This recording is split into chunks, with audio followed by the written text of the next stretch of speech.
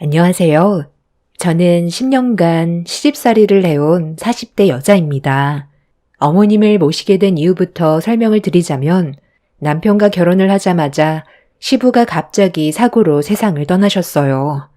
식을 올린 지 한 달 정도밖에 안 됐었는데 교통사고를 당했는데 의식이 없다는 소식을 접하게 된 저희 부부는 급하게 병원으로 향했습니다. 그런데 가는 도중에 시부가 숨을 거두셨고 남편은 시부와 마지막 인사조차 하지 못하고 떠나보내게 되었네요. 갑작스러운 변화에 시모는 적응을 하지 못했어요. 우울증 약을 계속해서 복용하셨고 정신적인 충격으로 정상적인 생활을 이어나가지 못했습니다.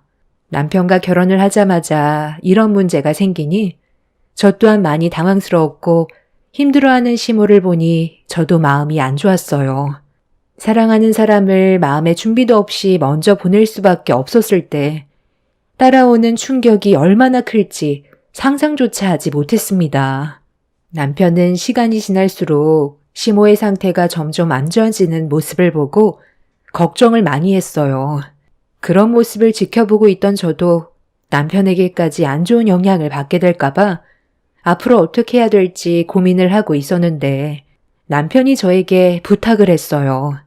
시모가 정상적인 생활이 가능해질 때까지만 시댁이 함께 있어주면 안 되겠냐는 말을 꺼냈고 저도 남편의 의견을 진지하게 생각하고 있었습니다. 단순하게 결정 내릴 문제는 아니었던 게 시모의 성격을 제가 맞춰주면서 함께 잘 살아갈 수 있을지 그게 제일 큰 걱정이었어요. 결혼한 지 얼마 되지도 않았던 상태라 시모가 저를 어떻게 생각하고 있는지도 모르기 때문에 신중하게 결정을 내려야만 했습니다. 그렇게 남편과 많은 대화를 나눴었고 제가 시부모님께 처음으로 인사를 드렸을 때 반갑게 맞아주셨던 좋은 기억들을 떠올려 시모와 함께 생활해 보기로 결정을 내리게 되었습니다. 저희 부부가 시댁으로 가는 것보단 시모가 저희 집에서 지내는 걸 원했고 시모도 제 의견에 큰 거부감은 없으셨어요. 아무래도 남편과 저는 회사에 출근을 해야 되는 상황이라 시댁에 많은 짐을 챙겨가는 것보다 시모가 간단하게 몸만 들어와서 생활하시는 게 훨씬 더 편할 거라 생각했었어요. 시모도 저희 부부가 힘들게 움직이는 건 싫다고 전적으로 제 말에 따라주셨죠. 그렇게 갑작스럽게 변화가 생겼지만 그동안 지켜봐왔던 시모의 모습이 너무 안쓰러웠기 때문에 잘한 결정인 것 같았어요. 처음 시작은 여러 가지로 맞춰가는 단계라 쉽진 않았지만 시모도 저희 부부와 함께 사는 게 미안하셨는지 눈치를 많이 보셨어요. 그래서 근처에 집을 알아보는 게 좋을 것 같다면서 의견을 다시 주셨지만 아직까지 시모가 저에게 직접적으로 상처를 줬던 적은 단 한 번도 없었기 때문에 생활이 적응되면 괜찮을 것 같아 집을 알아보는 건 차차 다시 생각하기로 했었습니다. 그렇게 서로가 많은 배려를 하면서 지내다 보니 어느새 새로운 환경에 맞춰가게 되었죠. 시모는 함께 지내는 동안 바라기만 하시지 않고 저희 부부가 출근을 했을 때 집안일과 저녁 준비를 해주셨어요. 항상 이른 새벽에 일어나셔서 아침까지도 챙겨주셨죠. 너무 감사했었고 시모도 혼자 지내시는 것보단 저희 부부와 같은 공간에서 함께하는 걸 좋아하셨습니다. 어느새 시모가 없으면 안 될 정도로 생활의 많은 부분을 차지하게 되었고 시모는 자연스럽게 우울증 약을 더 이상 복용하지 않으셨어요. 그리고 제 몸에 예상치 못한 변화도 찾아왔었죠. 남편의 아이를 임신하면서 이번엔 반대로 시모의 도움이 필요하게 되자 집으로 돌아가시려 했던 시모는 제 옆에 있어 주셨어요. 저희 친정이 남해라 서울까지 올라올 수 없는 상황이라 집으로 돌아가시려 했던 시모가 이번엔 반대로 저를 도와주셨습니다. 그렇게 아들 손자나 시모의 도움을 받으면서 몸조리까지 할 수 있었는데 시모와의 관계가 너무 좋았던 터라 행복함을 느끼며 생활할 수 있었습니다.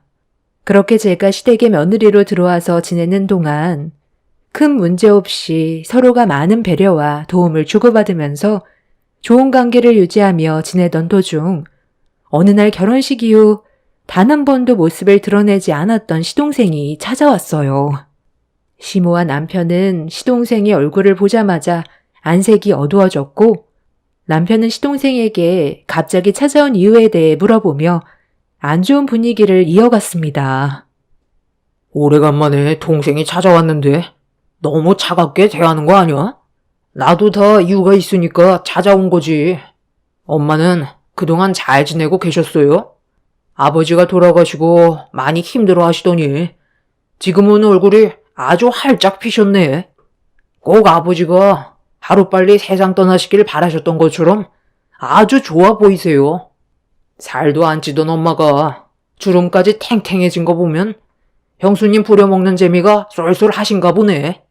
형수님, 저희 엄마한테 너무 마음 주지 마세요. 워낙 이중적인 성격이 강해서 언제 또 어떻게 변할지 모르거든요.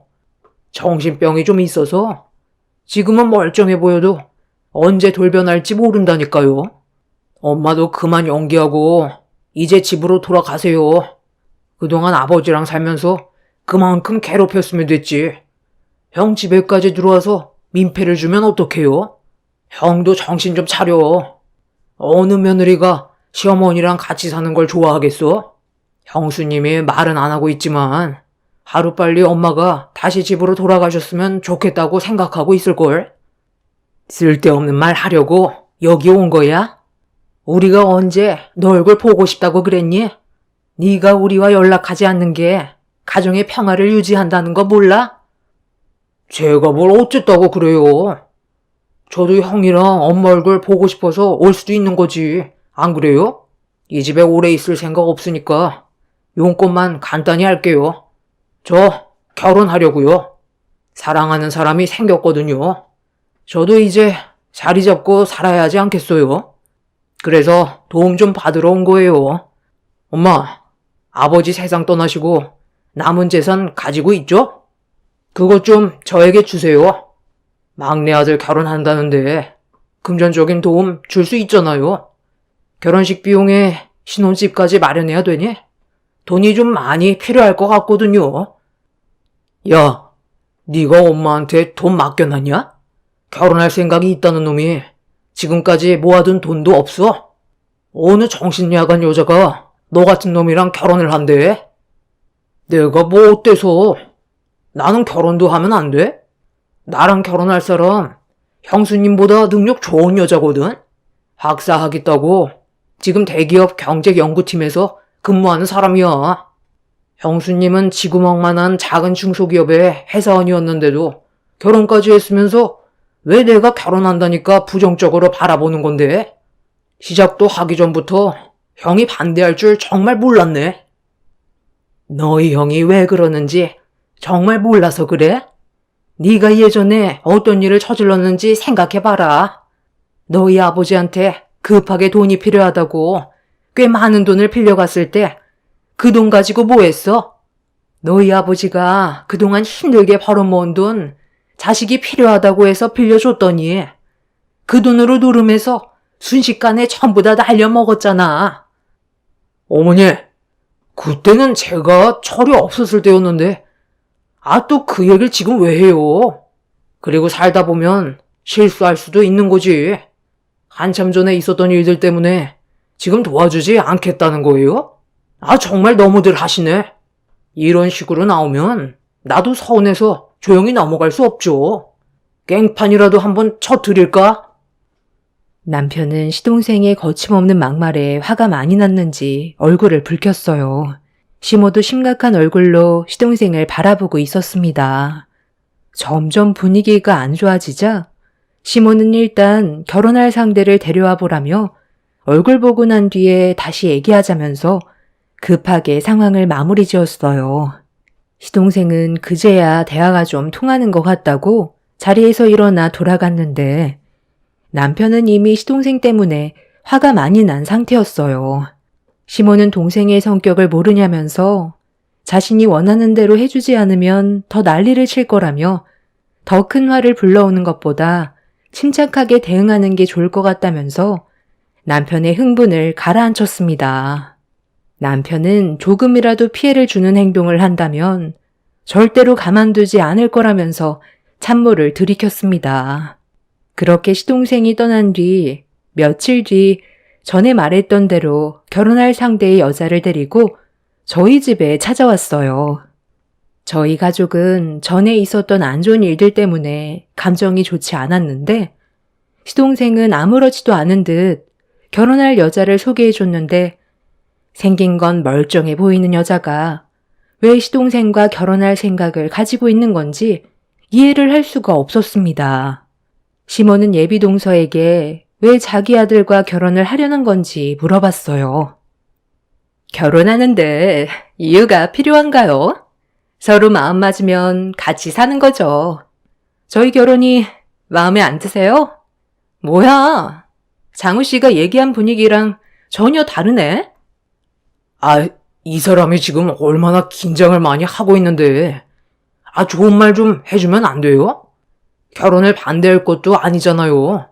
그리고 내가 분명 전날에 연락드렸는데 뭐 차린 것도 없이 이게 전부예요? 기본적으로 12첩 반상은 만들어줘야죠. 가지수도 얼마 없이 이게 뭐예요? 기분 나쁜데 참고 있었구만. 일부러 이 결혼 파투 내려는 거예요, 뭐예요? 어머니가 궁금한 거 물어볼 수도 있는 거지. 왜 이렇게 부정적이야? 생각해봐라. 너 수준에서 박사학위에 대기업을 다니고 있는 여자를 결혼하겠다고 데려왔는데 당연히 의심스럽지 않겠어? 어머니도 수준 차이가 너무 난다고 생각하니까 노파심에 그런 거잖아. 너는 지금 생산직에서 일하고 있다면서. 그것도 3교대로. 그런데 어떻게 대기업에 다니는 여자를 만날 수 있냐는 거야. 그러니까 어머니가 궁금해서 물어본 건데 네가 너무 예민하게 받아들이고 있잖아. 어차피 알게 되실 것 같으니까 그냥 말씀드릴게요. 저 임신했어요. 벌써 7주차 됐어요. 요즘 속도 울렁거리고 약간 입덧도 하는 것 같아요. 저희 사실 클럽에서 회식하다가 만났어요. 술 먹고 춤추면서 대화 좀 나누다 보니까 통하는 게 은근히 많더라고요. 그래서 몇 번 더 만났는데 사람 괜찮은 것 같아서 결혼 결심하게 된 거예요. 대기업 다닌다고 해서 클럽에 안 가는 건 아니잖아요? 은근 스트레스 풀려고 사람들 많이 다녀요.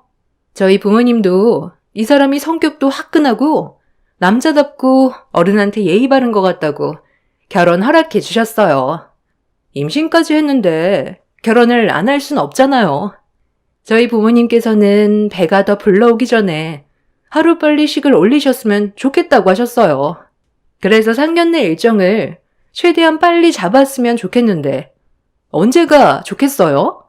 저는 다음 주 주말에 했으면 좋겠어요. 끼리끼리 만난다던데 박사학위까지 취득해서 대기업 연구팀에 소속되어 있다는 여자가 생각하는 말투와 수준을 봤을 땐 이상하게 고등학교도 못 나온 사람 같아 보였어요.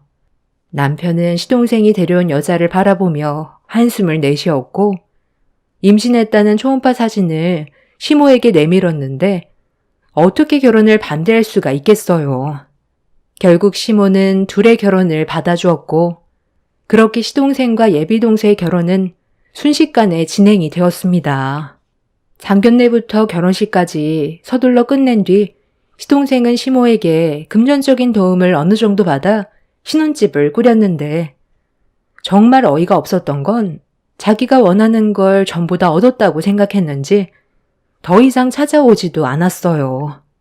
시모와 남편은 어느 정도 예상하고 있었던 것 같아 보였습니다.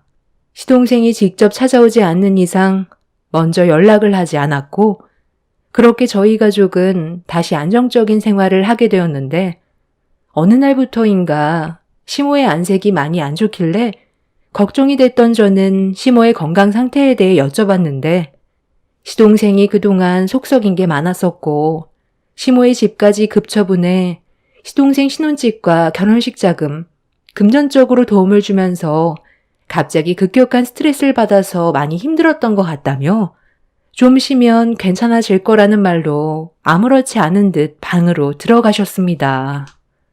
하지만 시모의 건강이 신경 쓰이기 시작한 저는 남편에게 시모와 함께 병원에서 건강검진을 받아봤으면 좋겠다며 남편과 상의 후 병원 날짜를 잡았어요.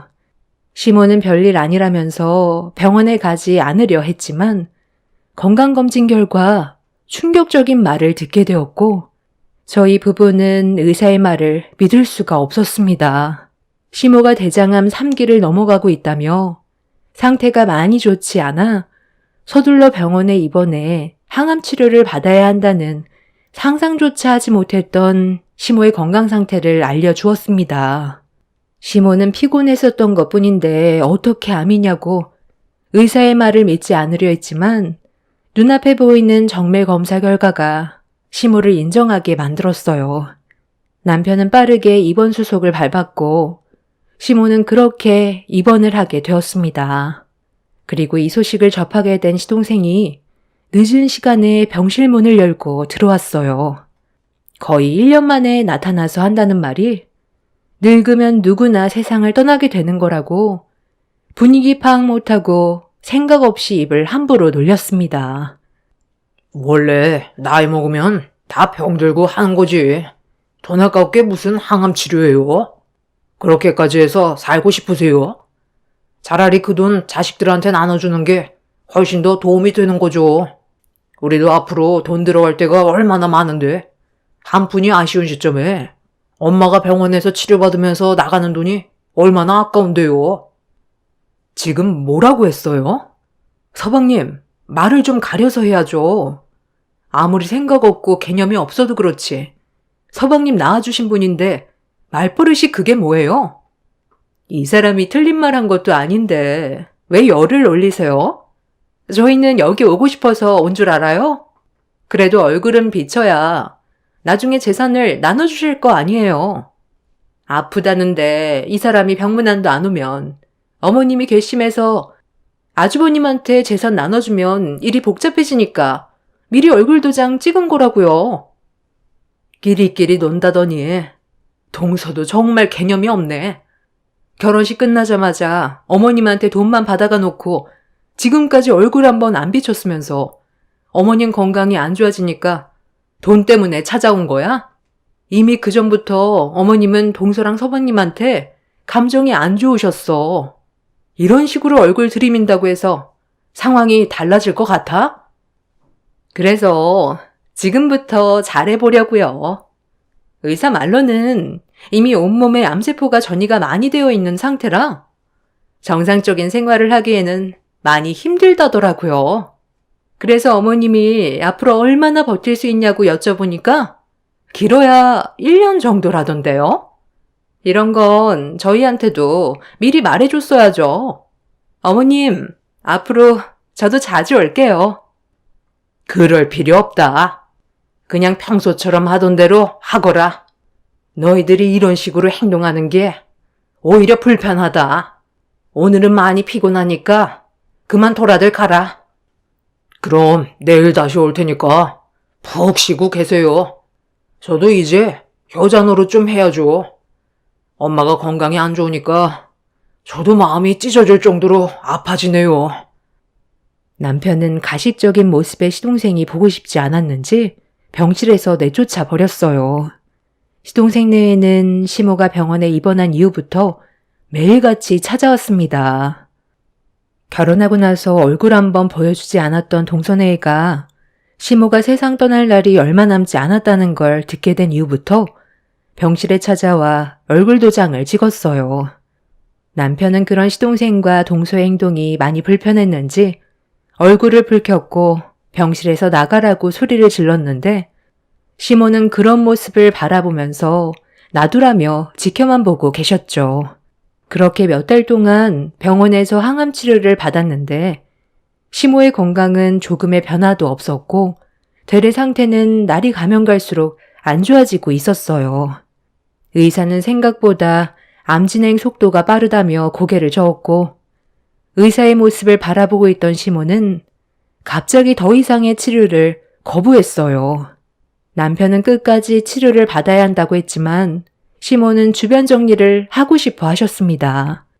남편과 제가 한참 동안 시모를 설득하려고 노력을 했는데도 어머님은 완강하셨어요. 결국 시모는 병원에서 나와 주변을 정리하셨어요. 그리고 이런 상황을 알게 된 시동생 내애가 또다시 찾아와서 앞으로의 재산은 어떻게 할 거냐고 물어보았죠. 재산 정리 다 하셨어요? 아, 그럼 이제 분배만 남았겠네요? 형이랑 제가 받을 재산이 얼마나 돼요? 미리 알려줘야죠. 그래도 동생인데 훨씬 더 많이 받아야겠죠? 서방님은 어머님 얼굴만 보면 돈 얘기밖에 없어요? 먼저 건강이 어떠신지 그런 것부터 여쭤봐야 하는 거 아니에요? 가뜩이나 지금 분위기 안 좋은데 이런 식으로 행동할 거면 그만 나가세요. 동서도 서방님이랑 같은 생각으로 온 거지? 최대한 빨리 재산 나눠받고 싶은데 어머님이 아무 말도 안 하시니까 답답해서 찾아온 거 내가 모를 줄 알아?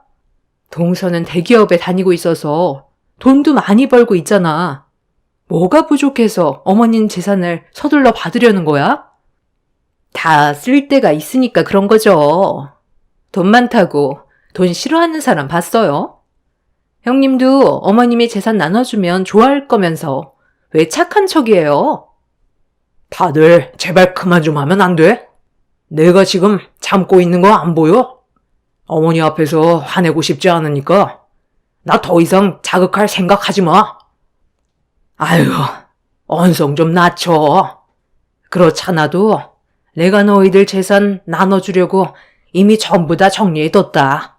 일단 이거 받아라. 큰며느리 너는 나랑 10년간 함께 생활하면서 많이 힘들었을 텐데 정말 고생 많았다. 너한테 줄 게 이것밖에 없구나. 나랑 자주 다녔던 목욕탕 떼수건이다. 나는 이 떼수건만 보면 너랑 함께 했던 좋은 추억밖에 안 떠오른다. 버리지 말고 잘 간직하고 있어라. 나중에 목욕탕 갈 일이 있을 때 쉼이랑 함께 했던 추억 잊지 말라고 주는 거야. 그리고 이거는 작은 며느리 거다. 은행 대여금고인데 내가 세상 떠나면 그때 은행 가서 열어보거라. 내가 그동안 힘들게 모아두었던 재산들이 들어있을 거다. 어머머머머, 이거 금고 열쇠예요? 여보, 어머님이 은행 금고 열쇠를 주셨어. 대여금고를 사용할 정도면 얼마나 많은 재산이 들어있다는 거야? 형님은 떼수건이 전부예요? 10년간 어머님 수발 들었는데 얼마나 마음에 안 들었으면 떼수건을 주겠어요. 아, 저는 박사학위의 대기업 연구원이니까 어머님 재산 관리를 잘할 수 있겠지만 형님은 고졸이니 무능해서 돈 관리를 못할 것 같으니까 1,000원 한 장 맡길 수 없나 보네. 평생 떼수건이나 보면서 추억만 많이 먹고 사세요. 어머님, 저희가 지금 많이 바쁜데 먼저 일어나 봐도 되죠? 지금 당장 가서 열어봐도 되는 거예요? 제가 안에 뭐가 들어있을지 너무 궁금해서 못 참겠어요. 당장 확인해 봐도 되죠? 지금 당장 은행에 가봤자 내 승인 없이는 열쇠가 있어도 열지 못한다. 내가 세상 떠나고 나서 가봐야 확인해 볼 수 있을 거다. 그 전까지 궁금해도 참거라. 너희들은 나한테 그때 얘기했었지? 내가 주는 재산 불우한 이웃에 돕는 걸 원한다고. 그래서 너희들이 받아갈 재산은 불우이웃 단체에 전부 전달했다. 어머머머, 그래서 떼수건 한 장 준 거예요? 차라리 그 돈 저희들한테 주라고 하지 그랬어요. 불우이웃 도와줘봤자 그 사람들이 고마워하는 줄 아세요? 우리도 먹고 살기 빠듯한데 불우이웃을 왜 도와요? 이러니 형님네가 가난해서 벗어나질 못하는 거예요. 본인들만 생각하면 안 되죠? 앞으로 애한테 들어갈 돈이 얼마나 많은데. 원래 형은 앞뒤가 꽉 막혀서 대화 자체가 통하지 않아. 평범한 사람들과는 너무 다르거든. 그럼 볼일 끝난 것 같으니까 저희는 먼저 일어나 볼게요. 동서내외는 은행 금고 열쇠를 봤더니 더는 함께 있을 필요가 없다고 느꼈는지 자리에서 일어나 집으로 돌아갔어요. 남편은 시모의 갑작스러운 돌발 행동에 왜 동서내외에게 은행 열쇠를 줬냐고 여쭤봤는데 본인들이 원해서 준 것뿐이라며 옅은 미소를 띠셨습니다. 저는 시모에게 받은 떼수건을 들고 있었는데 시모는 아무 말 없이 저에게 그동안 고마웠다면서 눈물을 보이셨어요. 저는 시모의 돌발 행동을 이해할 수가 없었고 저에게 떼수건을 준 이유가 정말 추억 때문인 건지 알 수가 없어 다시 여쭤봤어요. 시모는 나중에 자기가 세상을 떠나면 목욕탕 사장님을 만나보라면서 자리에서 먼저 일어나셨습니다. 저희가 불우이웃을 돕기 위해 기부를 하겠다는 말은 입 밖으로 꺼낸 적도 없었는데 시모가 동서내외 앞에서 그런 말을 꺼냈던 걸 보면 시모의 깊은 뜻이 있을 거라 생각해 더 이상 여쭤보지 않았어요. 그리고 그날 이후 시모의 건강 상태가 점점 악화되었고 결국 오래 버티시지 못하고 세상을 떠나셨습니다. 동서내외는 그래도 양심은 있는지 시모의 장례식장에는 얼굴을 비쳤어요. 그렇게 발인식까지 전부 끝이 난 뒤 그동안 저희 집에서 생활하셨던 시모의 물건들을 정리하고 있는데 갑자기 동서내외한테 전화가 왔어요. 당장 은행으로 좀 서둘러 와달라는 말이었죠. 목소리가 상당히 어두워서 남편과 함께 동서가 있는 은행으로 가게 되었고 동서와 시동생은 저희 부부에게 어떻게 된 거냐며 금고 안에는 아무것도 없었다면서 대여금고를 저희 부부에게 보여줬어요. 그리고 그 안에는 종이 한 장이 들어 있었습니다. 동서내외가 시모의 예상치 못한 행동에 화가 많이 났는지 난리치고 있었고 은행 전 직원들은 동서내외의 난리치는 모습에 놀라서는 혼비백산하고 있는데 남편은 시모가 그동안 힘들게 모아두었던 모든 것들이 여기에 들어있는 게 맞는데 잘못도 없는 은행 직원들에게 왜 화를 내냐며 시모의 행동이 옳았다고 설명해주고 있었습니다. 대여금고에 올려져 있던 한 장의 종이에는 시동생의 이름으로 되어 있는 기부 영수증이었습니다. 시동생은 불우이웃을 돕는데 들어간 돈이 어떻게 5억이나 되냐며 당장 단체에 전화해서 환불 요청을 할 거라고 했지만 시모는 한 번에 5억을 넣었던 게 아닌 상당히 오랜 시간 동안 불우이웃을 돕고 있었던 내역의 영수증이었어요. 시부와 개인적으로 돈에 여유가 있을 때마다 기부를 했던 것 같아 보였습니다. 그리고 시모는 시동생에게 앞으로 형제지간 잘 지냈으면 좋겠다는 한마디를 적어 놓으셨네요. 시동생은 시부모님이 그동안 불우이웃을 돕기 위해 기부했던 영수증 내역을 찢어버렸고 금고에서 난리를 치자 은행에서 쫓겨나 버렸습니다. 시동생은 저희 부부가 받은 돈이 있냐고 물어보길래 남편이 불우이웃 돕는데 기부하기로 했던 거 알고 있지 않냐며 시동생과의 대화를 더 이상 이어나가지 않았어요. 그렇게 시동생 내외는 세상 떠난 시모에게 혼잣말로 온갖 막말을 쏟아내었고 남편에게 평생 연락하지 말라며 동서와 함께 그 자리에서 급하게 사라졌어요. 너무 갑작스럽게 일어난 일이라 저희도 당황스러웠고 금고 안에 돈이 들어있을 줄 알았지 기부금 영수증이 있을 거라곤 상상조차 하지 못했습니다. 그렇게 저희 부부는 집으로 돌아가고 있었는데 저에게 전화 한 통이 왔어요. 시모와 자주 갔던 목욕탕 주인이 전화를 주셨습니다. 목욕탕 주인분께서도 시모의 장례식에 와주셨는데 시모의 캐비닛 열쇠를 가지고 있다면서 와서 시모의 물건을 가져가라고 하시길래 저희 부부는 목욕탕으로 향했어요. 그리고 열쇠를 건네받아 캐비닛을 열었는데 그 안에는 열쇠 하나가 들어 있었습니다. 그런데 그 열쇠를 보자마자 저는 너무 놀랐어요. 다른 은행의 대여금고 열쇠였고 남편한테 시모의 캐비닛에서 또 다른 열쇠의 금고가 나왔다고 하자 저희 부부는 서둘러 쪽지에 적혀있던 은행 주소로 향하게 되었습니다. 그렇게 남편의 신분을 확인한 뒤 대여금고를 열었는데 그 안에는 현금과 상당히 많은 양의 금괴가 들어 있었습니다. 저희는 전혀 예상하지 못했던 상태라 많이 당황스러웠었죠. 은행 직원은 저에게 편지 하나를 전달해 주었고 그 안에는 시모가 저희 부부에게 전달하는 내용이 적혀 있었습니다. 저희 부부한테 그동안 너무 고마웠고 앞으로 잘 살았으면 좋겠다면서 시동생이 알지 못하게 하기 위해서 현금화 시킬 수밖에 없었다며 필요한 곳에 사용하라는 메시지가 담겨 있었어요. 그리고 저희는 지금까지 금고 안에 있던 돈을 아직까지 한 푼도 꺼내 쓰지 않고 그대로 가지고 있습니다.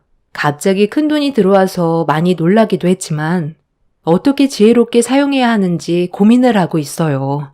남편은 어린이재단 돕는데 일정 금액을 사용하자고 했는데 제가 알기론 기부를 하면 시동생 내외가 알게 될 것 같아 지금 당장은 보관만 해두는 게 좋을 것 같다고 했어요. 시동생 내외가 이 사실을 알게 되면 엄청 난리칠 게 뻔해서 일단 상황을 지켜보고 있어요. 동서내외가 아무래도 저에게 떼수건만 건네줬을 때 의심할 수도 있을 것 같아 침착하게 상황 봐서 돈을 어떻게 사용할지 결정하려 합니다. 저희 부부는 시모의 유언대로 시동생 내에게 돈이 들어가는 걸 원치 않고 있어요. 시모를 대했던 그동안의 행실만 봐도 절대로 고마워할 사람이 아닙니다. 며칠 전에 시동생이 갑자기 저희 집에 한참 동안 차를 세워두고 저희 집을 지켜본 적이 있었는데 뭔가 냄새를 맡은 것 같기도 해서 한동안 조용하게 지내려고요. 그래야 시부모님이 힘들게 모아두셨던 돈을 뺏기지 않을 수 있을 것 같아요. 당분간 그 돈은 없다고 생각하는 게 정신건강에 좋을 것 같습니다. 대여 금고 안에 있던 총 금액이 7억 정도 되더라고요.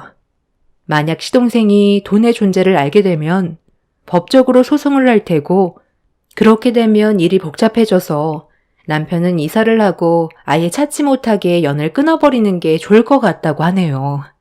저희 가족이 앞으로 어떤 결정을 내리는 게 현명한 방법일지 여러분들께서도 많은 의견 주셨으면 좋겠습니다. 제 사연 들어주셔서 감사합니다. 안녕하세요. 저는 경기도 남양주에 살고 있는 40대 여자입니다. 얼마 전에 저희 집에 시모가 찾아왔어요. 한 번만 기회를 달라는 말이었는데 이미 예전에 끝난 일이라 더 이상의 관계를 유지하고 싶지 않아 시모의 청을 거절했어요.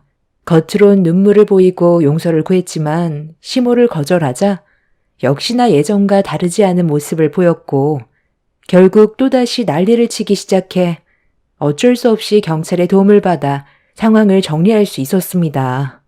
남편과 결혼 생활하는 동안 시모와의 관계는 그렇게 좋지만은 않았어요.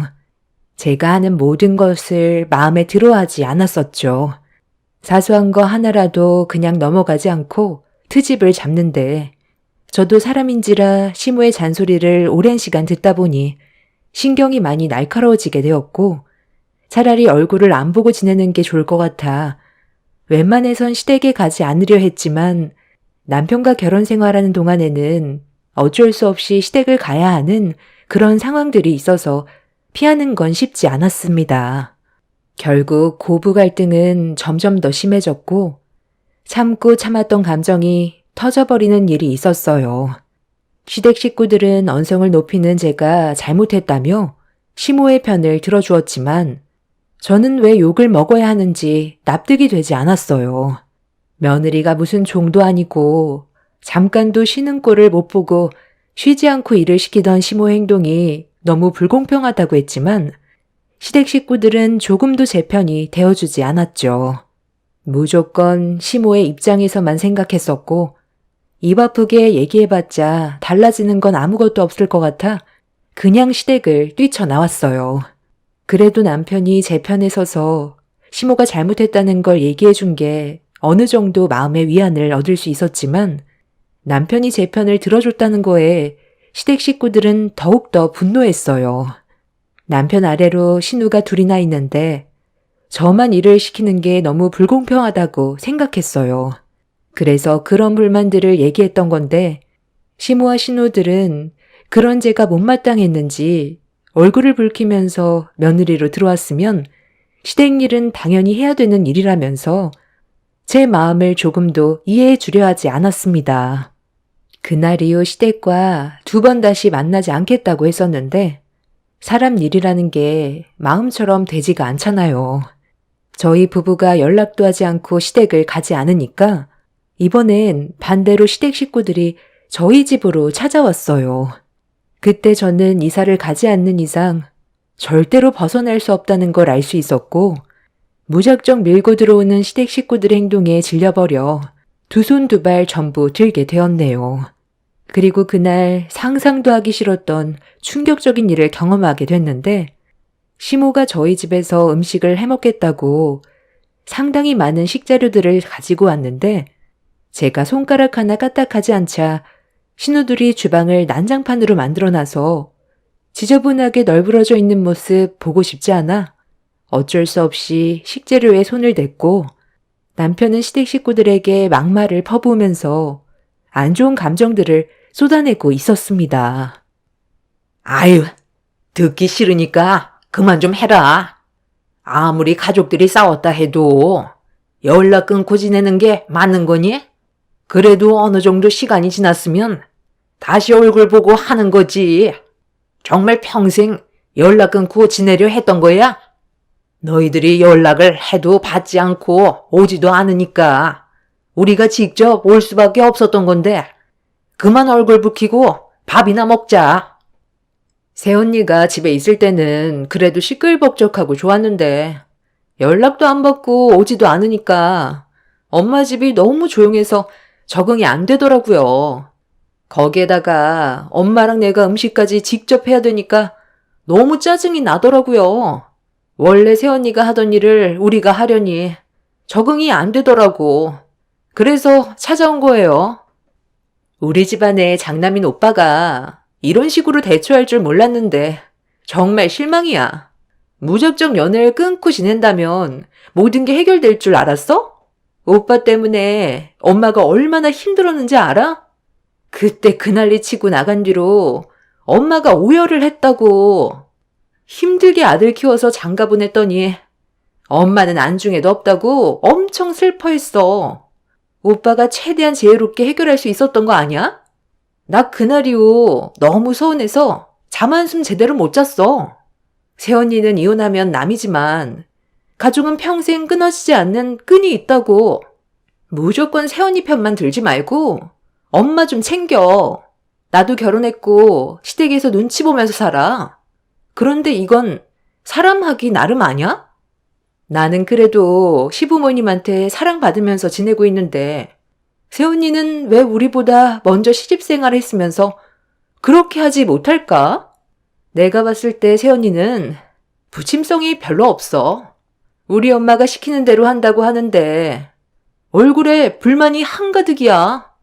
표정에 변화도 없고 뭐가 그리 짜증이 나는지 엄마한테 은근 짜증내잖아. 상대방이 못 느낄 것 같아도 얼굴 표정이나 입에서 나오는 말투에서 모든 걸 느낄 수가 있어. 아무리 불만이 있어도 표정 관리는 기본 아닌가? 새언니 때문에 우리 가족이 오빠랑 분열이 생기고 있는데 계속 이런 관계를 유지하다 보면 감정의 골이 더 깊어질까봐 엄마랑 상의해서 직접 찾아온 거야.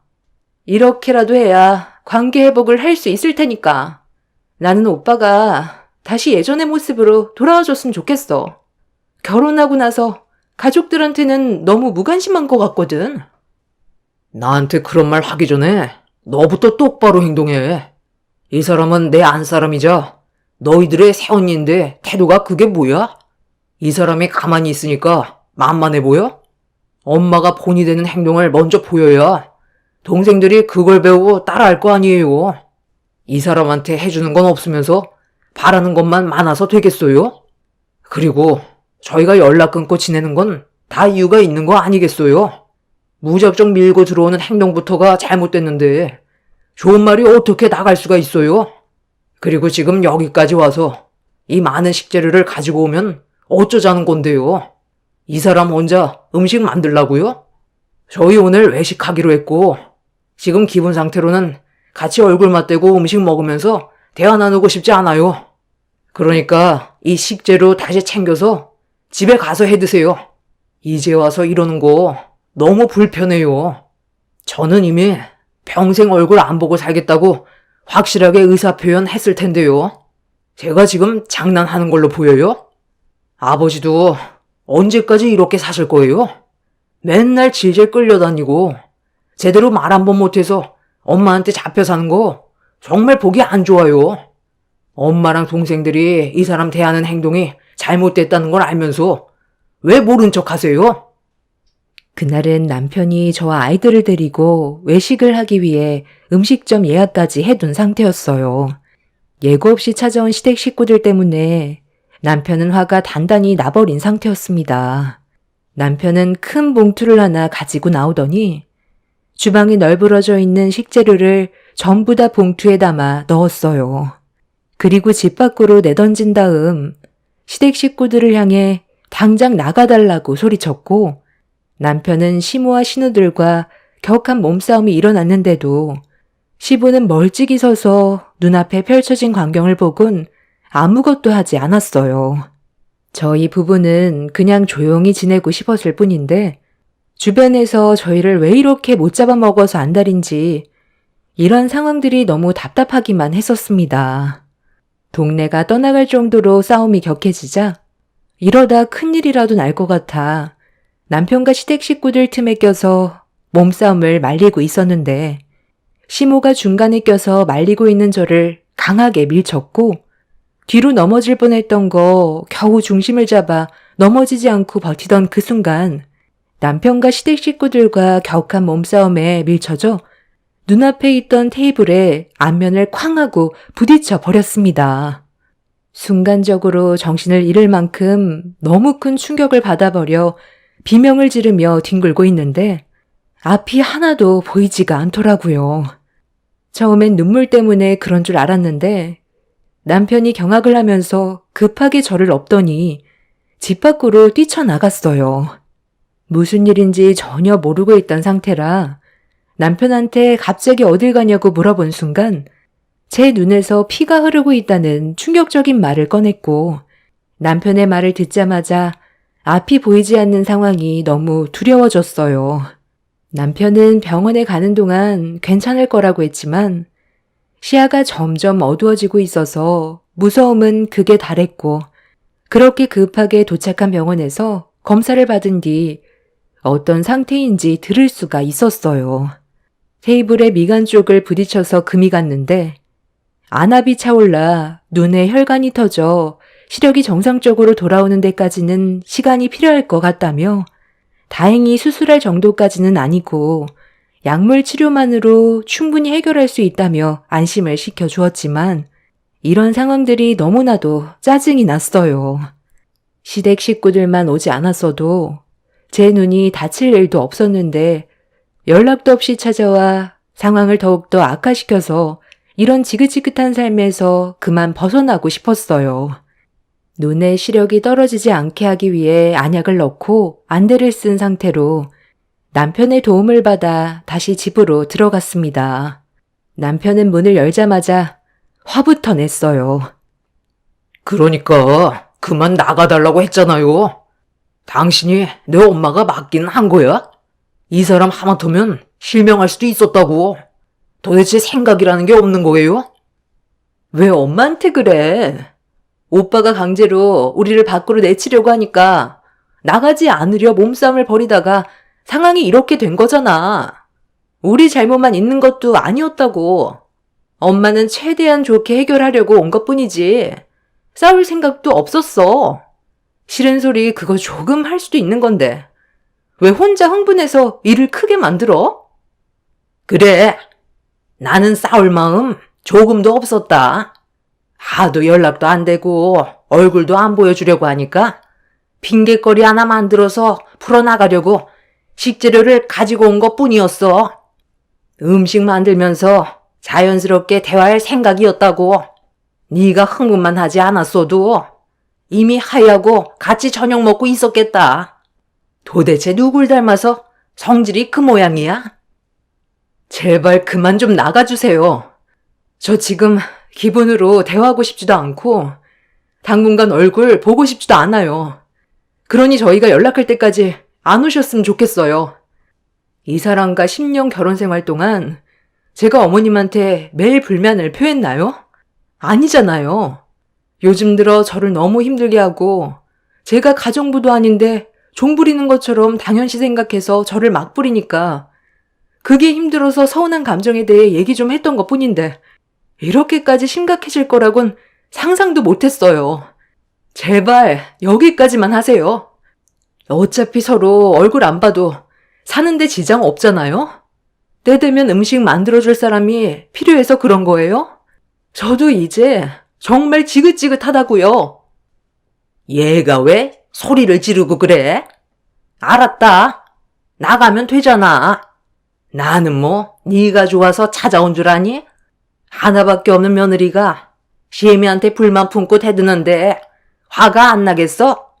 일단 오늘은 돌아갈 테니 나중에 다시 얼굴 보는 걸로 하자. 그래도 가족인데 영 끊고 사는 건 안 되는 거야. 원래 다 지지고 볶고 사는 거다. 새언니가 처음부터 우리 엄마가 시키는 거 토달지 않고 그냥 했으면 이런 일 생기지도 않았죠. 다 자기 업보인 거예요. 평소대로 하면 되지. 갑자기 왜 우리 엄마한테 대들어요? 오빠도 이제 그만 정신 차려. 가족들과 등 돌리면 나중에 땅을 치고 후회한다는 거 몰라? 평생 동안 도움받을 일이 없을 것 같아? 끝까지 본인들 잘못은 인정하지 않고 무조건 저만 잘못했다는 시댁 식구들의 말에 화가 머리끝까지 차올랐지만 당장 눈이 안 보이고 제 상태가 별로 좋지 않아 더는 상대하지 않으려 남편의 도움을 받아 방으로 들어갔어요. 그렇게 한바탕 난리가 난 이후 남편은 집안을 정리했고 저는 누워만 있었는데 너무 서러워서 눈물이 왈칵 쏟아지더라고요. 그날 이후 앞이 보이지 않아 우울증까지 찾아와 힘든 시간을 보내왔었고 그렇게 한동안 조용히 지냈어요.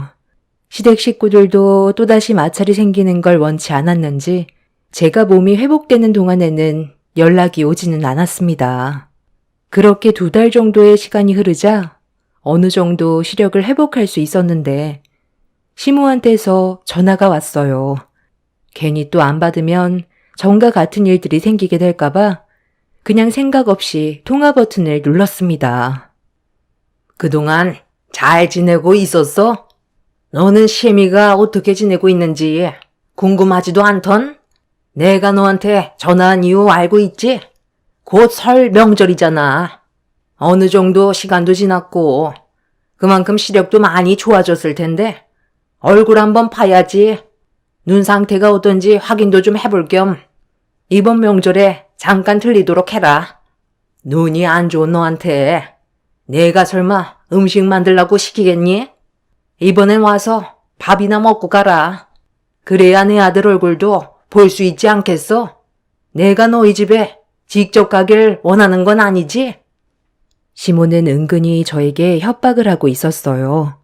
곧 다가올 설 명절에 자기 아들 얼굴을 꼭 봐야겠다면서 저와의 관계가 안 좋아도 아들과의 관계까지 안 좋게 만들 순 없다면서 명절날 오지 않는다면 저번에처럼 저희 집으로 찾아오겠다는 말을 하고 전화를 끊었는데 기분이 상당히 좋지 않더라고요. 저는 그때의 사고가 아직까지 트라우마로 남아있어서 자다가도 벌떡 일어날 정도인데 시모는 그때의 상황을 무기 삼아 제가 움직이길 바라고 있었습니다. 말로는 음식 만드는 걸 안 시킨다고 했지만 며느리 생활 10년이라 시모가 어떤 생각을 가지고 있는지 저는 이미 다 알고 있었어요. 제가 눈이 안 보이고 몸이 불편해도 시모는 어떻게 해서든지 저한테 일을 시킬 게 분명했어요. 연락 끊기 전까지는 계속 그래 왔으니까요. 결국 이 일로 퇴근한 남편과 진지하게 대화를 이어나갔고 신중히 생각하고 결정한 결과 저희 부부는 일단 설 당일 시댁에 가기로 결정을 내렸습니다. 이유는 몇 달 전에 제가 눈을 다쳤을 때처럼 또다시 안 좋은 일들이 생기게 될까봐 그게 제일 걱정이었어요. 시모의 행동이 너무 돌발적인 부분들이 많아서 언제 또 무슨 일이 생기게 될지 몰라 다른 지역으로 이사를 하기 전에 저희 부부가 피해를 받지 않으려고 일단 최대한 좋게 넘어가려 했어요.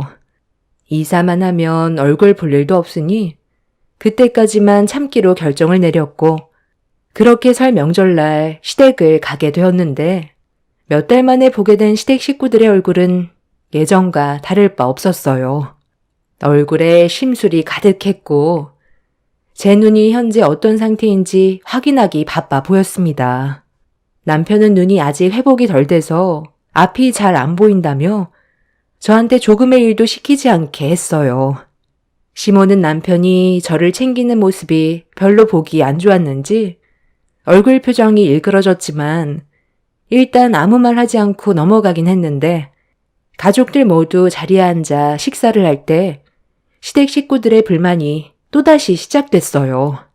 남편이 저를 옆에서 챙겨주는 모습이 너무 꼴보기가 싫었는지 막내 신우가 저를 보며 한마디 던졌습니다. 새언니는 우리 오빠 만나서 좋겠어요. 별로 크게 다친 것 같지도 않은데 남들이 보면 무슨 죽을 병이라도 걸린 줄 알겠네. 오빠는 그만 좀 해. 새언니가 손이 없어? 눈도 거의 회복했다며. 내가 봤을 땐 멀쩡히 보이는구만. 오빠가 이렇게 감싸고 노니까 새언니가 우리 엄마를 더 함부로 대하는 거잖아. 또 시작이냐? 너는 잘못 없어. 내 집에 와서 그 난리를 쳐놓고 미안한 감정이 조금도 없는 거야? 나 오늘 여기 싸우러 온 거 아니거든? 쓸데없이 일 크게 만들지 마. 조용히 밥이나 먹어. 그냥 조용히 있다가 가면 된다고 해서 왔는데 또다시 싸움 걸면 그냥 자리에서 일어날 거야.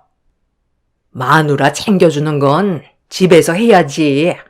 엄마가 보는 앞에서 꼭 그렇게 해야 되겠어? 틀린 말 한 것도 아닌데 웬만하면 자중해주면 좋겠다. 몇 달 동안 눈 때문에 일도 못하고 집에서만 박혀 있었을 텐데 밥벌레처럼 집에 밥만 축내고 있었겠네. 내 아들은 힘들게 일만 하고 너는 입만 벌리고 있었을 거 아니야? 내 아들이 하는 행동을 보니 안 봐도 눈에 훤하구만.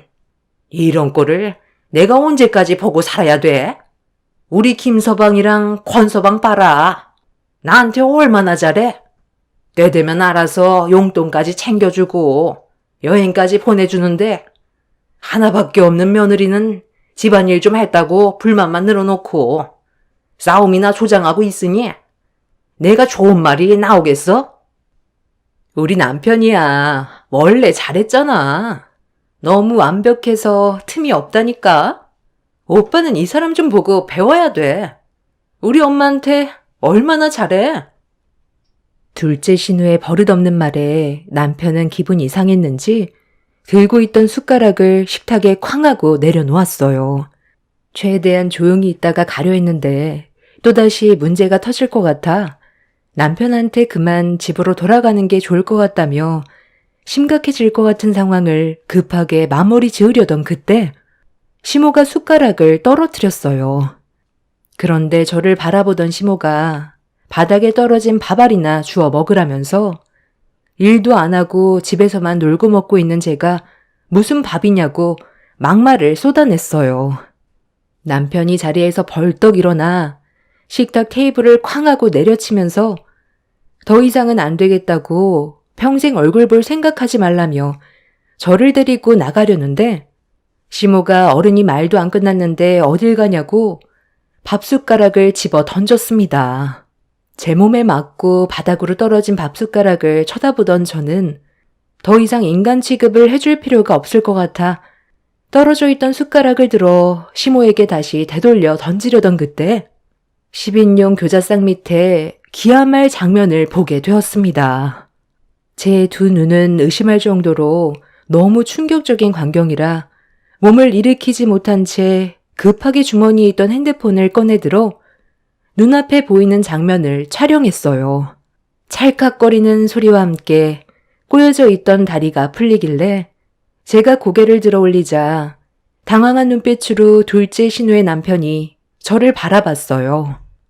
그리고 반대편으로 고개를 돌리자 막내 신우가 저를 당황한 눈빛으로 바라보고 있었습니다.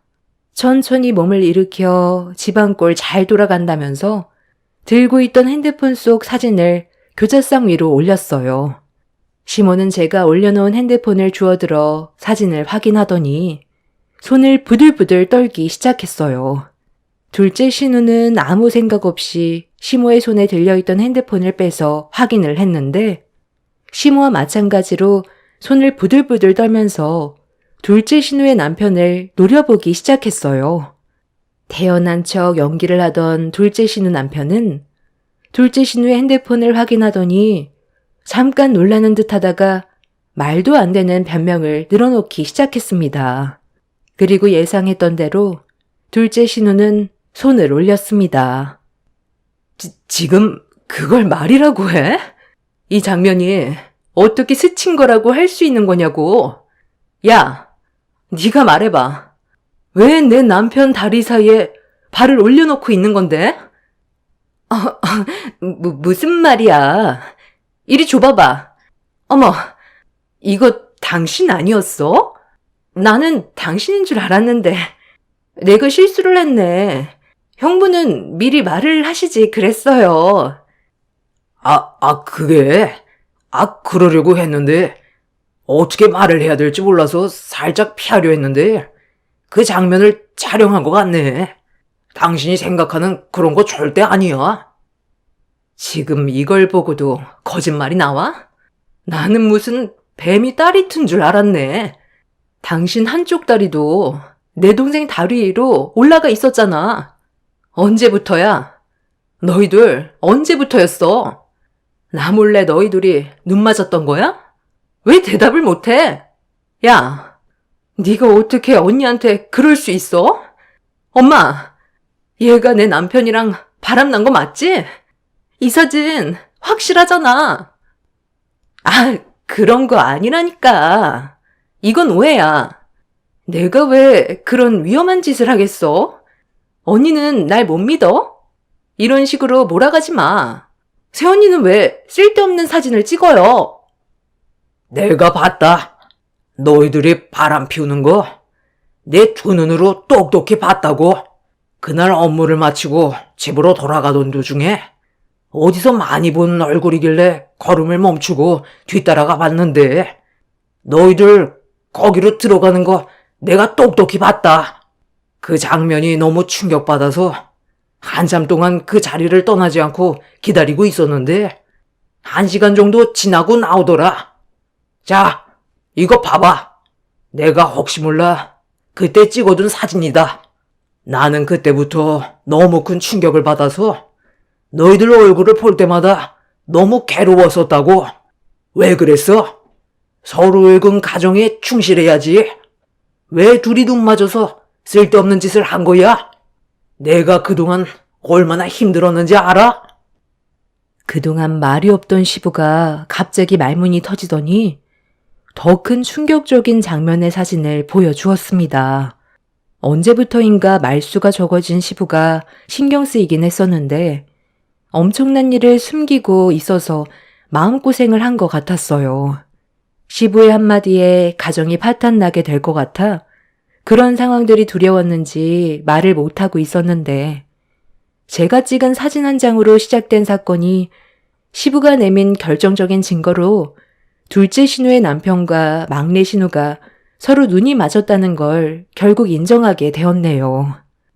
그날 집안은 아수라장이 되어버릴 정도로 엄청난 폭풍이 휘몰아쳤는데 또 다른 충격적인 전개가 펼쳐졌어요. 막내 신우의 한마디에 시모의 몸은 그 자리에서 굳어버렸습니다. 막내 신우가 둘째 신우 남편과 골프를 치러 갔다가 그곳에서 시모를 보게 되었고 둘의 사이가 들키게 될까봐 골프장에서 도망치려던 도중에 시모의 차에서 한 남자가 내리는 모습을 보게 되었다며 갑자기 핸드폰 속 사진을 불쑥 내밀었어요. 시모는 막내 신우의 핸드폰 속 사진을 보곤 온몸이 경직되었고 막내 신우는 추가적인 사진을 더 보여줬는데 저희 부부는 그 사진을 보고 입을 다물지 못했어요.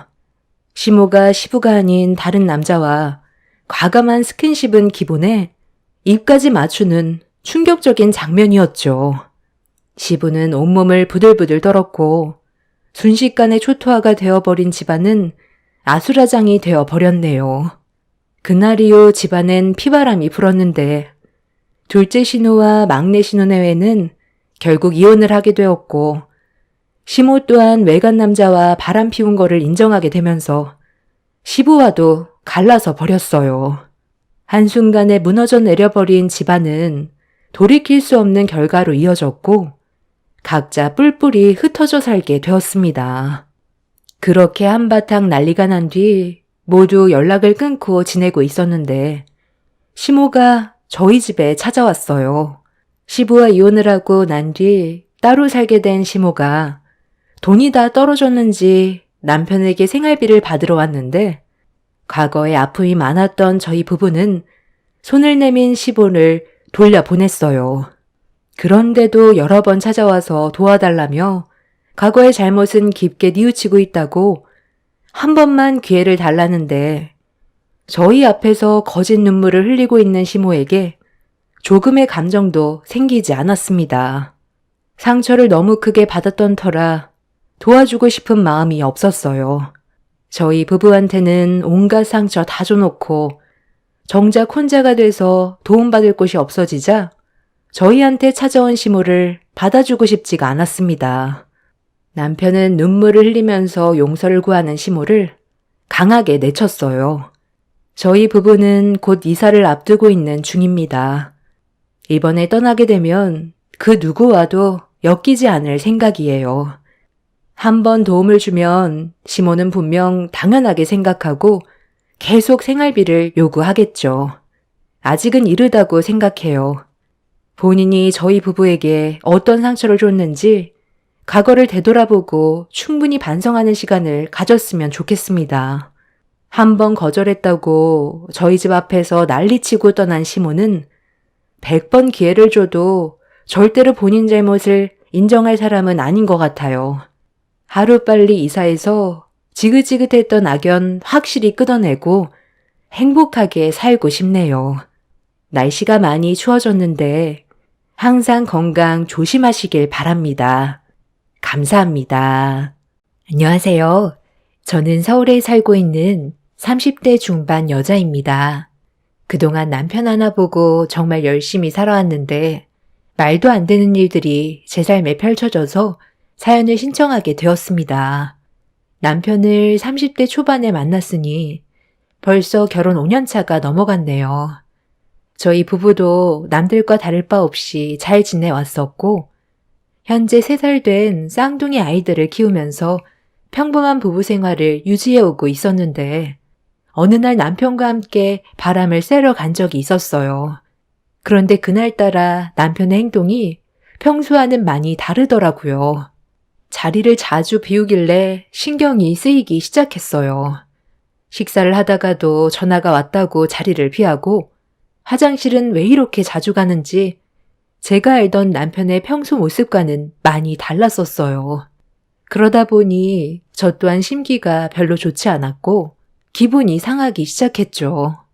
정말 오래간만에 남편과 둘만의 시간을 보내는 거였는데 남편은 국내 최대 로펌에서 일을 하게 된 이후부터 상당히 바쁜 생활을 보냈었습니다. 그전에도 변호사 생활이 한가한 건 아니었지만 상당히 큰 로펌에 입사하고 나서부턴 삶에 많은 변화가 찾아왔어요. 남편이 하는 일을 제가 전부 다 알 수 없기 때문에 저와 아이들을 위해 열심히 일을 하고 있는 중이라고만 생각하고 이해하려고 했어요.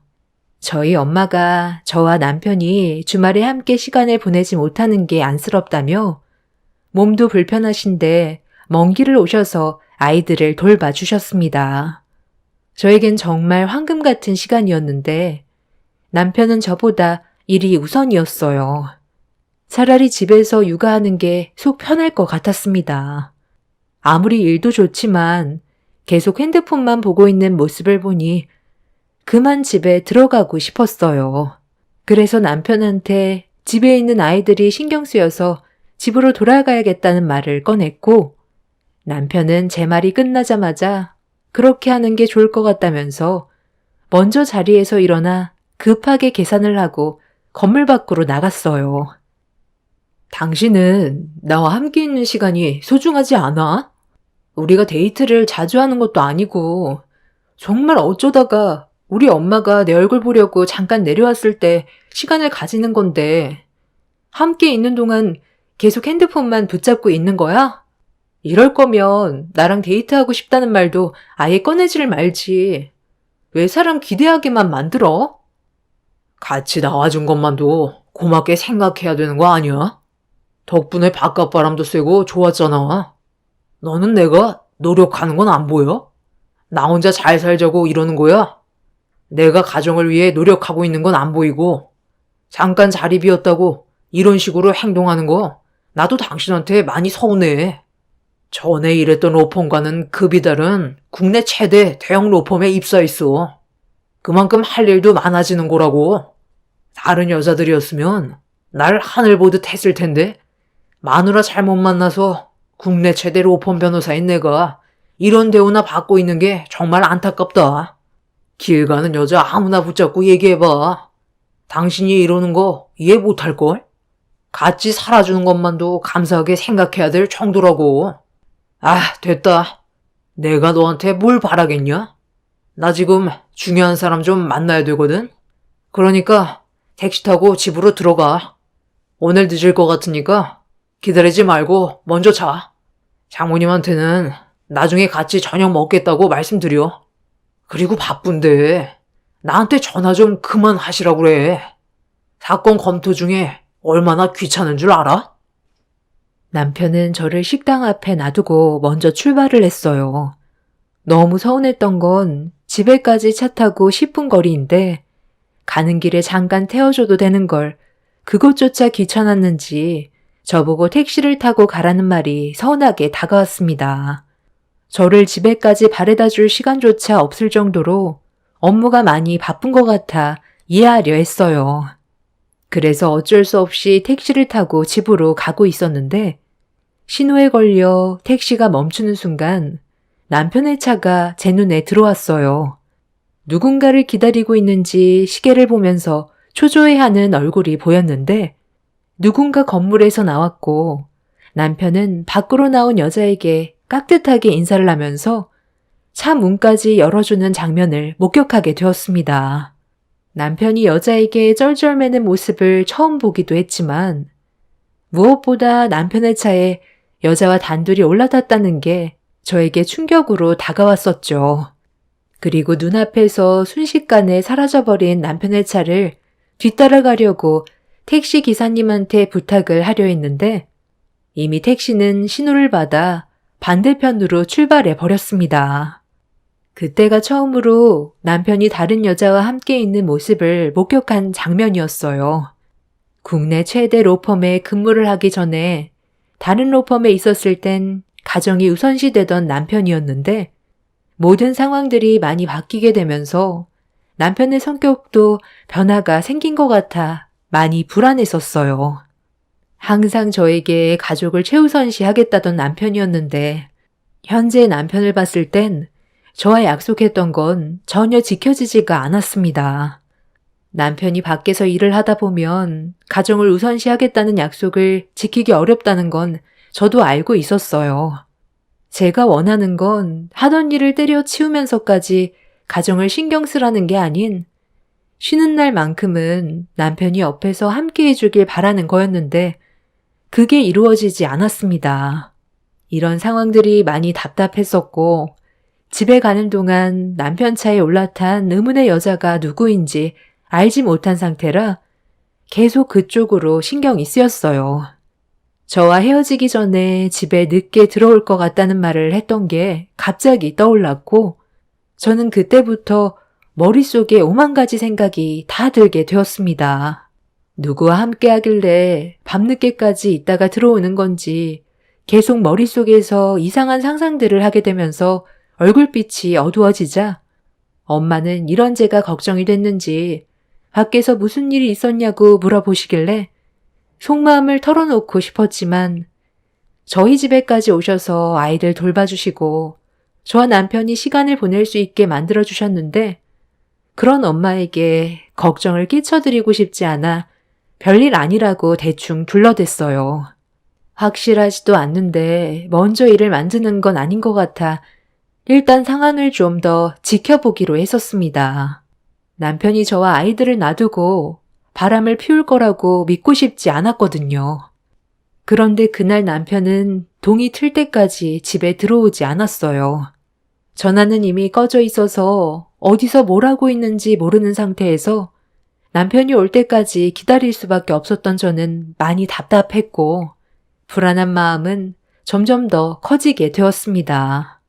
제가 걱정했던 일들이 점점 현실화가 되어가는 것 같아 잠 한숨 못 자고 남편이 집으로 들어오길 기다리고 있었는데 그날 끝내 집으로 들어오지 않았습니다. 그리고 다시 전화를 시도했는데 꺼져 있던 핸드폰이 다시 신호가 잡히더라고요. 지금 뭐 하자는 거야? 전날에 나한테 뭐라고 그랬어? 좀 늦을 것 같다고만 했지. 집에 안 들어온다는 말은 없었잖아. 그리고 어디서 뭘 하길래 핸드폰은 꺼놓은 거야? 당신이 나한테 설명하기 난감한 상황이니까 핸드폰 전원을 꺼놓은 거 아니야? 나 몰래 너 다른 여자 만나고 있어서 방해될까봐 그랬던 거야? 아, 뭔 소리 하는 거야? 나 지금 출근하고 있으니까 퇴근하고 집에 들어가면 얘기하자. 그리고 내가 무슨 여자를 만나? 나 그렇게 한가한 사람 아니거든? 아, 제발 쓸데없는 말 좀 하지 마. 남편은 어디서 뭘 하고 있었는지에 대해서는 설명해주지 않았어요. 그냥 전날에 일이 좀 있었다는 말만 하면서 계속 숨기려고만 하고 있었습니다. 차에 올라탄 여자가 누구였는지 물어보고 싶은 마음이 목 끝까지 차올랐지만 차마 입이 떨어지지 않았어요. 제가 알고 있는 걸 말해주면 남편이 저에게 숨기는 게 더 많아질까봐 확실해질 때까지 저도 말을 하지 않고 때를 기다려야 할 것 같았어요. 그래서 일단 남편이 집에 들어오면 저에게 무슨 얘기를 하는지 들어봐야 할 것 같아 참고 있었습니다. 엄마는 저와 아침을 먹고 집으로 돌아가셨고 그날도 아이들 육아에 이리저리 치이며 힘든 시간을 보내자 어느새 저녁 시간이 되었고 퇴근한 남편이 집으로 들어왔습니다. 다행히 남편이 오기 전에 아이들을 일찍 재워둬서 아침에 풀지 못했던 대화를 진지하게 이어나갔어요. 사회생활 하다 보면 그럴 수도 있는 건데 왜 이렇게 캐묻는 거야? 당신 원래 이러지 않았잖아. 전에 다니던 로펌에 지인분들과 술 한잔 하면서 이런저런 얘기 좀 하다 보니까 대화가 길어졌고 술도 많이 마셔서 대리운전까지 불러 집에 들어올 몸 상태가 아니었어. 그리고 잘 자고 있는 애들 깰까봐 그냥 호텔에서 자고 다음날 바로 출근한 거야. 너는 어떻게 내가 다른 여자를 만난다고 생각할 수 있는 거야? 내가 그랬으면 대놓고 집에 안 들어왔겠어? 오히려 더 철저하게 숨기고 있었겠지. 쓸데없는 상상 같은 거 하지 말고 집안일이나 좀 잘 좀 해. 꼴이 이게 뭐냐? 나는 밖에서 하루 종일 힘들게 일하고 있는데 너는 집에서 애들 보는 것도 쩔쩔매고 있는 거야? 내가 퇴근하고 집에 들어왔을 때 집안이 좀 깨끗했으면 좋겠어. 쉬고 있을 시간에 먼저 치우면 좋잖아. 당신이 애들을 제대로 돌봐준 적이나 있어? 돈만 가져다 준다고 해서 아빠의 역할이 끝나는 게 아니야. 당신이 해야 될 일도 있는 거라고. 하루 종일 애들한테 치이고 이제 겨우 숨 좀 돌리고 있었던 거였어. 당신 눈에 안 보인다고 해서 함부로 말하지 마. 육아하는 것도 쉬운 문제는 아니라고. 그리고 당신이 나한테 의심될 만한 행동을 하니까 내가 예민해지는 거잖아. 전날에 나한테 뭐라고 그랬어? 저녁 늦게나 들어온다고 했지. 핸드폰 꺼놓고 집에 들어오지 않겠다는 말은 하지도 않았잖아. 나는 당신한테 무슨 일이 생겼는지 알고 불안해서 잠 한숨 못 자고 날을 샜는데 집에서 내가 걱정하고 있을 거라곤 생각 안 해봤어? 당신 대형 로펌에 들어가고 나서 사람 정말 많이 변한 거 알아? 예전에는 집에도 일찍 들어오고 술도 많이 마시지도 않고 나와 우리 아이들만 생각했는데 왜 지금은 사람이 180도 변해버린 건데? 대형 로펌에 들어간 사람은 다 그렇게 변해버리니? 당신이 나한테 방금 했던 말들 전부 신뢰되지가 않아. 전날에 무엇을 했는지 내가 정확하게 좀 알아야 될 것 같아. 전에 다니던 로펌의 동료와 술 한잔 했다고 했지? 지금 이 자리에서 전화 연결해봐. 확인해 보게. 너 지금 나를 의심하는 거야? 이런 걸로 내가 너한테 확인까지 시켜줘야 돼? 쓸데없는 일을 크게 만들 생각하지 말고 저녁상이나 좀 차려놔. 왜? 당신이 나한테 떳떳하면 확인 전화해 줄 수 있는 거 아니야? 내 의심을 풀어줄 수 있으면 전화통화 연결해 줄 수 있는 건데 그게 그렇게 어렵니? 남편은 저와 대화조차 하고 싶지 않다면서 방으로 들어가 버렸어요. 전날에 같이 술을 마셨는지 확인 전화 한번 하면 되는 건데 그걸 어려워하는 남편의 행동이 저에겐 더 이상하게 다가왔어요. 저는 그때부터 남편한테 여자가 생겼다는 걸 확신할 수 있었고 전날에 남편 차에 동승했던 그 여자의 정체가 궁금해지기 시작했습니다. 그래서 남편의 뒤를 캐기 위해 사람을 고용했고 남편을 감시해주길 부탁했어요. 이런 사실을 전혀 모르고 있는 상태에서 제가 받아보게 된 남편의 모습이 담긴 사진 속에선 며칠 전에 차에 올랐던 여자와 거의 매일 붙어 있었다는 걸 제 두 눈으로 확인을 할 수가 있었습니다. 예상했던 대로 남편은 정체 모를 여자와 바람이 난 거였어요. 그렇게 사람을 고용해 증거물을 하나둘 모아놓기 시작했고 며칠 뒤 남편이 바람 피우고 있다는 걸 확신하게 된 결정적인 날이 있었어요. 그날 남편이 저에게 문자를 남겼는데 얼마 전과 비슷하게 저녁 늦게 들어온다는 말이었고 예상대로 남편은 그날도 집에 들어오지 않았습니다. 그리고 저에게 핸드폰으로 전송이 된 몇 장의 사진에는 남편과 내연녀가 같이 호텔로 들어가고 있는 모습이 찍혀 있었어요. 나한테는 절대로 바람은 아니라고 했던 사람이 그동안 거짓말을 밥 먹듯이 하면서 대놓고 바람을 피우고 있던 거였습니다. 사람 말 함부로 믿으면 안 된다고 했지만 남편이기 때문에 신뢰했고 아이들 앞에서 거짓말을 할 거라곤 꿈에도 몰랐습니다. 이미 결정적인 증거물이 확보가 된 상태에서 더 이상 함께할 필요가 없다고 생각했어요. 남편은 다음 날에도 연락이 없었고 집에는 아예 들어올 생각조차 하지 않았습니다. 이미 남편은 저와의 신뢰를 깨버리는 행동을 저질렀기 때문에 더 이상 함께하고 싶지가 않았어요. 그래서 제가 먼저 터뜨리는 게 좋을 것 같아 그동안 쌓아왔던 증거물을 가지고 시댁에 가려고 준비를 하고 있었습니다. 시부모님한테 남편이 바람을 피우고 있다는 걸 전부 다 알리고 이혼 통보하려고 마음을 먹고 있었는데 시모에게 때마침 갑자기 전화가 왔어요. 뭐 하고 있었니? 많이 안 바쁘면 잠깐 들렸으면 좋겠는데 오늘 손님이 오기로 했거든. 혼자서 음식 준비하는 게 쉽지가 않아서 네가 좀 도와주면 좋겠는데 내 아들이 오늘 바로 이쪽으로 온다고 했으니까 이따가 같이 집으로 들어가면 될 거다. 대형 로펌에 들어가고 그동안 정신없어서 제대로 된 축하 파티도 못했잖니. 그래서 이번에 합격 축하상 좀 차려주려고 음식 준비 중이었는데 혼자선 시간 내에 음식을 다 만들지 못할 것 같네. 우리 집과 먼 거리도 아니니까 와줄 수 있지? 시모는 남편이 바람 피우고 있다는 사실을 전혀 모르고 있었기 때문에 자기 아들 대형 로펌에 취직에 합격했다고 좋아서는 정신없이 음식 준비를 하는 듯 보였어요. 어차피 시댁에 가려고 준비 중이었던 저는 차라리 잘 됐다 싶었습니다. 그렇게 아이들을 데리고 시댁을 가니 음식 냄새가 집안에 진동을 했고 제가 들어오자마자 시모는 저에게 앞치마를 건네줬어요. 그리고 시부는 아이들을 데리고 방 안으로 들어갔습니다.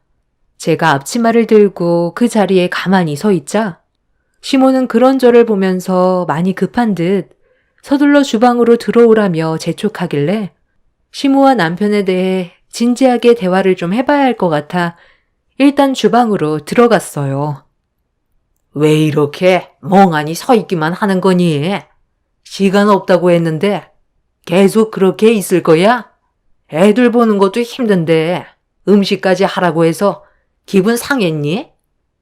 어머님, 오늘 손님 오기로 한 거죠? 그럼 그이 말고 다른 사람도 오는 거예요? 저는 이런 상황들을 전혀 모르고 있다가 전화 주셔서 오게 된 거잖아요. 아, 내 아들 대형 로펌 합격해서 축하해 주려고 손님 한 분이 오기로 했는데 아주 중요한 사람이거든. 너도 들으면 깜짝 놀라게 될 거다. 그이가 요즘 많이 변했더라고요. 대형 로펌에 들어가고 나서 예전 모습은 거의 찾아볼 수가 없어요. 요 며칠 동안 집에도 안 들어오고 제 전화는 아예 받지도 않아요. 바쁘니까 그런 거지. 전에 다니던 로펌에서와는 급이 다르잖아. 손가락에 꼽히는 대형 로펌인데 일거리가 얼마나 많겠어. 바쁜 사람 괜히 힘들게 하지 말고 너는 집에 애들만 잘 보면 되는 거다. 이런 쓸데없는 대화할 시간에 서둘러 음식 준비부터 끝내도록 하자. 약속 시간 이제 1시간밖에 안 남았다. 그이가 저 몰래 바람을 피우고 있는 것 같아요. 최근 들어 그런 느낌을 자주 받았거든요. 어머님은 만약에 그이가 저 몰래 바람 피우고 있다는 걸 제가 알게 됐다면 어떻게 하길 바라세요? 그냥 이혼하길 원하세요? 아니면 한 번은 용서해주고 넘어갔으면 좋겠어요? 정말 진지하게 물어보는 거니까 장난으로 대답해주지 마세요. 내 아들이 바람을 피워도 너는 눈 감아줘야지. 큰일을 하는 사람일수록 일적으로 스트레스 받다 보면 한눈 팔 수도 있지만 그건 속풀이하려고 만나는 거지.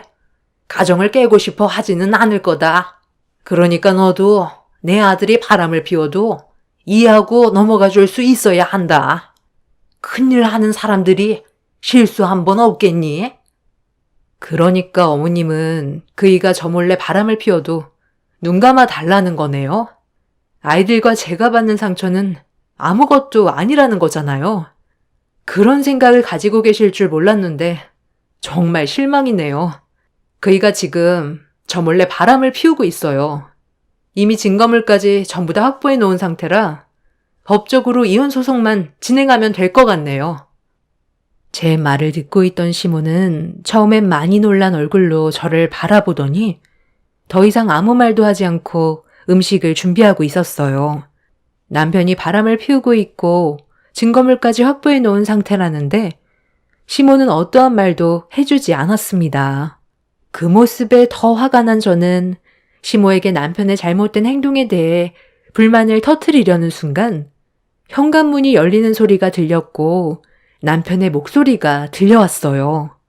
시모는 주방에 서 있는 저를 밀친 뒤 급하게 거실로 달려가 남편을 반겨주고 있었습니다. 제가 주방에서 거실로 나오자 남편은 저를 바라보더니 사색이 든 얼굴로 시모에게 뭐 하는 거냐고 당황한 말투로 물어보고 있었습니다. 시모는 자기가 다 알아서 할 거라면서 신경 쓰지 말라고 현관문에 서 있는 여자의 손을 잡고 들어왔어요. 그리고 시모가 꺼낸 한마디에 저는 엄청난 충격을 받았습니다. 대형 로펌 대표 따님이 우리 아들과 좋은 인연을 만들고 싶어 한다는데 음식 준비는 당연한 거죠. 어서 앉으세요. 예, 빨리 음식들 좀 내와 봐라. 그렇게 쳐다보지 말고 일단 밥부터 먹으면서 진지하게 얘기 좀 하자. 나도 이 문제에 대해 심각하게 생각을 좀 해봤거든. 나는 내 아들이 정말 잘 됐으면 좋겠다. 그래서 지금 이런 상황을 만든 거예요? 어머님은 이미 전부 다 알고 있었던 거였네요? 저를 일부러 부른 것도 이유가 있던 거였죠? 저한테 뭘 원하는 거예요? 내가 원하는 거? 네가 내 아들과 이혼해 주는 걸 원한다. 너는 우리 집안 태물이잖아. 애 보는 것 말곤 하는 것도 없는데 차라리 갈아치우고 새 며느리 들이는 게 낫지. 대형 로펌딸이 내 아들과 좋은 관계를 만들어가고 싶다는데 누가 마다하겠어? 너희 집안과는 비교 자체도 안 되는 집안이야. 어머, 이분이 본부인 되세요? 아, 저는 그냥 가정부인 줄 알았는데 본부인이었다니 몰라봤네요. 솔직하게 말씀드릴게요. 저 이 변호사님이랑 정말 잘해보고 싶어요. 저희는 함께해야 될 이유가 있고 서로 진지한 만남을 이어가고 있거든요. 이제 이 사람 곁에는 제가 있을 거니 그쪽은 그만 자리를 비켜줬으면 좋겠네요. 당신이 모르는 복잡한 일들이 많아. 우리는 함께 할 수밖에 없어. 이혼 위자료는 넉넉하게 줄 거니까 그건 걱정하지 말고 당신 인생 살면 되는 거야. 지금 나한테 무릎 꿇고 손이 발이 되도록 빌어도 모자랄 판에 방금 뭐라고 그랬어? 이혼 위자료를 넉넉하게 주겠다고? 정말 어이가 없네. 내가 위자료만 받고 조용히 넘어갈 것 같아? 그쪽 부모는 애 딸린 유부남을 건드렸다는 걸 알고는 있나? 대형 로펌 따님이 남자가 그렇게 없어? 저희는 함께 해야 될 이유가 있기 때문에 남은 인생 같이 가려는 거예요. 서로가 원하는 걸 이루면 그걸로 만족하는 거죠. 섭섭지 않게 돈도 주겠다는데 얼굴 붉힐 필요 있겠어요? 쌍둥이들 미래도 생각해야죠. 어머님, 제가 요즘에 신경 쓸 일이 너무 많아서 제대로 된 끼니도 못 챙겨 먹었거든요. 가정부인 줄 알았던 저 여자는 그만 보내고 저희끼리 편하게 식사해요. 아, 그럴까요? 예, 너는 이제 필요 없으니까 그만 돌아가라. 우리 새며느리가 편안하게 밥 좀 먹고 싶다는데 네가 계속 거기에 있으면 음식이 목구멍으로 넘어가겠니?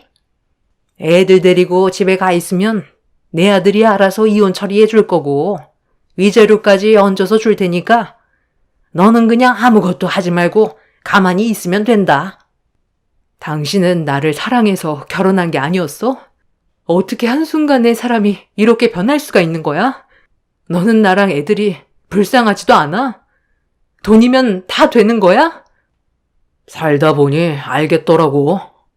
지금 이 위치에서도 만족이 안 된다는 걸. 사건 열심히 맡아봤자 항상 제자리인데 무슨 꿈을 꾸고 살아가겠어? 그런데 내 야망을 키워줄 수 있는 사람이 지금 내 옆에 있는 이 사람이야.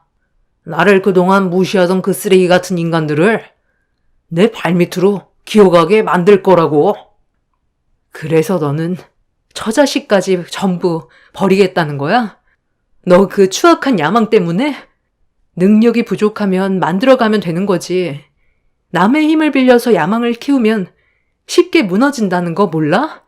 내가 이 집에서 나가면 당신은 두 번 다시 나를 만나지도 못하고 애들 얼굴도 못 보는 건데 그래도 나랑 이혼하고 끝낼 거야? 이미 나는 확고하게 결정했고 더 이상 네가 필요 없어. 나한테 도움이 되지 않는 너는 짐밖에 안 되는 존재야. 나는 지금 이 사람이 절실히 필요해. 대충 얘기 끝난 것 같은데 계속 그렇게 서 있을 거예요? 애들 보채는 소리도 듣기 싫으니까 빨리 나가주세요. 이렇게 내쳐지는 게 많이 억울할 수도 있겠지만 능력 없는 그쪽 집안을 탓해야지 어쩌겠어요? 이래서 사람은 살면서 부가 없으면 안 된다니까. 능력 있는 남편과 살려면 그만큼 뒷받침돼야 한다는 거 명심해요. 저는 입에 걸레를 물고 있는 내연녀에게 식탁 위에 올려져 있던 물컵을 얼굴에 뿌려 버렸어요. 시댁 식구들은 제 돌발 행동에 경악을 했고 남편은 자리에서 벌떡 일어나더니 뭐 하는 짓이냐고 저에게 달려와 제 뺨에 손을 올렸습니다. 살면서 처음 누군가에게 뺨을 맞았던 순간이었고 저에게 더 이상 조금의 감정도 남아있지 않다는 걸 알게 된 저는 남편의 얼굴에 사정없이 손을 올려 버렸습니다. 시모는 자기 아들 얼굴에 손을 올렸다고 뒤에서 제 머리채를 잡길래 저도 시모의 머리채를 잡아 사정없이 흔들었어요. 자리에 앉아 물기를 닦고 있던 내연녀가 소리치면서 저를 당장 내보내라고 하자 순간적으로 시댁 식구는 얼음이 돼서는 저를 급하게 밖으로 내쫓아 버렸습니다. 아이들과 저는 그렇게 시댁에서 내쳐졌고 너덜거리는 상태로 집으로 돌아왔어요. 제가 가진 증거물이 효력이 없을까봐 불안했고 돈 많은 대형 로펌 대표 딸에게 남편을 빼앗겼다는 거에 그날 한참 동안 오열을 했어요. 저는 그날 남편과 함께했던 집안의 물건들을 정리하고 있었는데 늦은 새벽 시간에 전화 한 통이 왔어요. 남편의 뒤를 조사해달라고 돈을 주고 고용했던 업체에서 온 전화였죠. 더 이상 남편의 뒤를 안 캐도 된다고 말하려는 순간 저에게 꼭 필요한 결정적인 증거물이 될 거라면서 내연녀와 남편이 나눈 대화의 장면이 담긴 파일 하나를 전송받을 수 있었습니다. 당신 어머니 원래 그렇게 생각 없어? 내가 며느리로 들어온다는 걸 당신 본처한테 자랑하고 싶었나 본데 쓸데없는 짓 하지 말라고 몇 번이나 말했을 텐데.